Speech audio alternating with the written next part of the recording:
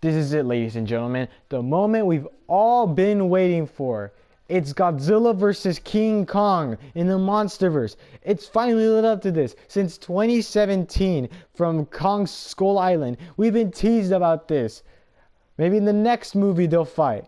2 years later. No, they haven't, but maybe in the next movie they will. Look at that, 2020. Here we go. Never mind, there was a pandemic. The movie pushed back a year later. So how was the movie? 2021. It was alright.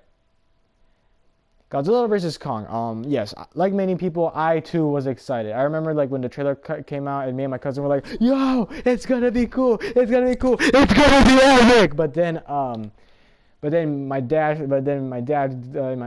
My dad and my sisters watched the movie, and me and my dad and my sisters watched the movie in like the movie theater, and I remember like some memorable moments, not from the movie, but like our experience. Like every single time like Godzilla did like a ungodly screech, it would like reverb throughout the entire auditorium. My sister's just like covering her ears. Like, yeah. What about the movie? The movie was fine too. There's like this one Mexican actor, like everyone in my family knows that's in the movie, and he's like the villain of this. And the reason why he's so villainous because Rodan destroyed half of Mexico. I mean, I don't blame him. I kind of got pissed off at that scene too.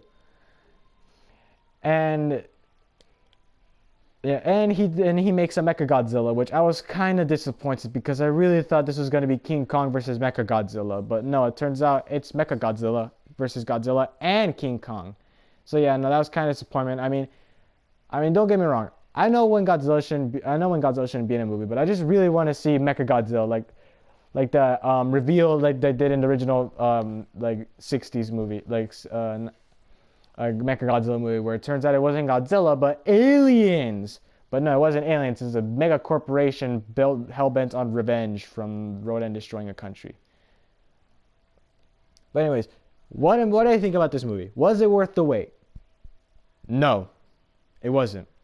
The movie was overhyped. Like I'm sorry if I sound negative, but the movie was overhyped is what I'm saying. Like this movie had too much hype around it, but then when you got to see the final product, you were like, we waited 4 years for this?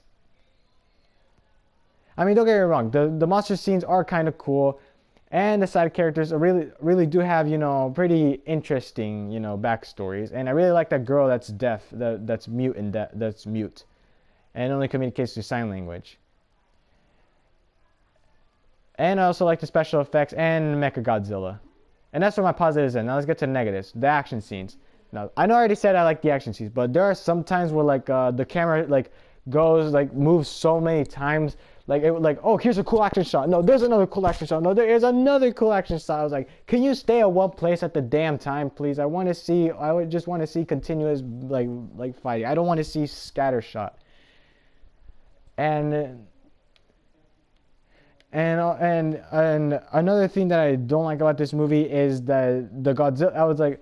I really was excited to see Millie Bobby Brown in this movie, and then she is joined by the kid from Deadpool 2, and then you think they're gonna do something important, but no, they're just the comedic relief, and I hate it so much. Another thing I don't like about the movie is Mechagodzilla. Even though I just said I like him, I like the design, is what I said. But what about the interior design? I don't think he's good. Like I remember, like the original one, he had finger rockets, lasers, like he can build a force field around him if I'm not sure, laser eyes as well. But in this one he just has sucker punches and laser eyes, and that's kind of it. He like literally in the original one had more features than the one in 2021, the one where supposedly people thought we had like flying cars in the future. And yeah, I forgot one positive. I really like between the Middle Earth, not Middle Earth. That's freaking Lord of the Rings. I'm talking about I don't know what it's called. I haven't seen this movie like 8 months, but I still know what goes on. It's not the flat Earth, I think. I don't know. I forgot what it was. And I really like how they set up origins. Wait a minute. Kong was born in Skull Island. How was it that he has a connection in the flat Earth? I'm sorry, do they have continuity in this? I don't know. I don't know anymore.